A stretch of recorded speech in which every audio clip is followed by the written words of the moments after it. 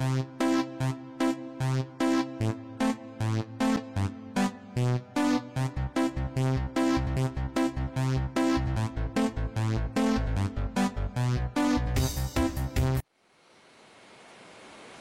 à tous, j'ai le plaisir de vous retrouver pour cette deuxième émission d'Extrait 2 où je vais vous présenter le premier roman de Cathy Bord, Entre parenthèses. Entre parenthèses, c'est une comédie pétillante où vous pourrez suivre les aventures de Rachel. Alors qui est Rachel? C'est une trentenaire divorcée avec 3 enfants et entre l'éducation de ses enfants, son job aux horaires impossibles et les soirées entre copines, difficile de ne pas mettre sa vie entre parenthèses, surtout lorsque l'amour s'en mêle. Je vais donc vous lire un extrait de ce roman. Chapitre 1, le bar à vin. J'ignorais si un jour ce sentiment de culpabilité disparaîtrait ou non, mais pour le moment, il était bel et bien là à me tenailler les entrailles. Nadia avait beau me répéter que le temps ferait son œuvre et adoucirait cette sensation, ma mélancolie me collait au corps comme une seconde peau. Les premières fois, je me disais que cela allait me permettre de souffler un peu, de traîner au lit le dimanche matin, de me gaver de bonbons et de pop-corn devant un film, de prendre un bain en plein après-midi ou encore de passer des heures dans un institut de beauté à me faire dorloter. Mais en fait, à chaque fois, je me retrouvais complètement désemparée et démunie. Au lieu de me vautrer sur mon canapé en me délectant de magazines People, j'étais soudain prise d'une terrible frénésie de rangement et me voyais vider les armoires des enfants, trier leurs vêtements, puis les remettre en place, pliés impeccablement. J'aurais pu profiter de l'absence de ma progéniture pour dévaliser les boutiques, m'offrir une manicure, puis siroter un cocktail exotique en terrasse de café. Mais non. Au lieu de batifoler, je me retrouvais à 4 pattes dans ma salle de bain en train de récurer le fond de la cuvette des toilettes. Le ménage devenait une priorité.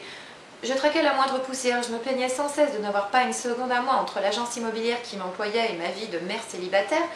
Mais en fait, dès que je me retrouvais seule sans mes enfants, je n'avais plus la moindre envie de m'occuper de ma petite personne. C'était quand même très paradoxal comme état d'esprit.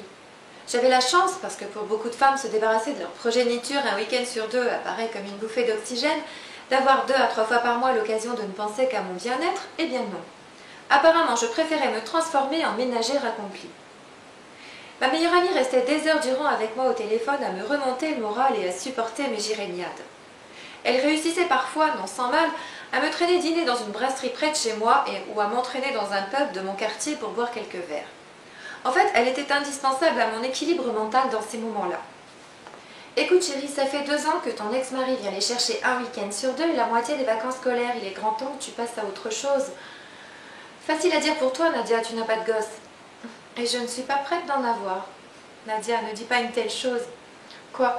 Regarde-toi, tu en as 3. À peine as-tu fini de changer les couches de l'un, tu dois subir les sautes d'humeur de l'autre, sans oublier celui qui se trouve en sandwich dans la fratrie et qui ne trouve plus sa place au milieu des jérémiades quotidiennes de ses sœurs. C'est le lot quotidien de toutes les mères. Justement, très peu pour moi, Rachel. Bon, on ne va pas rester encore une fois de plus des heures au téléphone, ça suffit. Ce soir, tu ne restes pas seule à broyer du noir dans ton coin, tu viens chez moi, je préparerai quelques chinoiseries. D'accord. J'amène les baguettes et l'alcool de riz. Tu dois te reprendre en main, Rachel. Tu as voulu ce divorce, tu as voulu cette liberté. Plus question de la gâcher ainsi. Que faire d'autre que lui obéir? Nadia était une femme de caractère et ses désirs étaient le plus souvent désordre. Et puis, n'avait-elle pas raison? N'était-il pas temps que je pense un peu à moi? Après tout, il s'avérait juste que j'ai pris cette décision de vivre seule avec mes enfants, de rompre les liens sacrés du mariage qui m'unissaient avec Pierre depuis des années. Je sentais un petit sourire se former du bout de mes lèvres, et je me réjouissais de me sentir ainsi un peu plus légère. Nous étions samedi matin. Les enfants venaient de partir avec leur père, j'avais donc tout le week-end devant moi pour me changer un peu les idées. Pierre ne devrait pas me les ramener avant le dimanche soir, cela me laissait tout le temps de profiter pleinement de ces heures de liberté. Une soirée entre filles chez mon amie ne pouvait que me requinquer. Auparavant, j'avais quelques rendez-vous professionnels à honorer dans la journée, mais le dernier se trouvait à proximité du domicile de Nadia. En 2 stations de métro, je serai chez elle. Voilà, j'espère que cet extrait vous aura donné l'envie de découvrir Entre parenthèses de Cathy Bord, que vous pouvez retrouver sur son site www.cathy-bord.com. Cathy Bord est également biographe. Vous pouvez aussi retrouver ses autres activités sur son site larondedesan.fr. Je vous remercie d'avoir suivi cette deuxième émission. Je vous souhaite à tous de très joyeuses fêtes de fin d'année et je vous dis à l'année prochaine pour un nouvel extrait de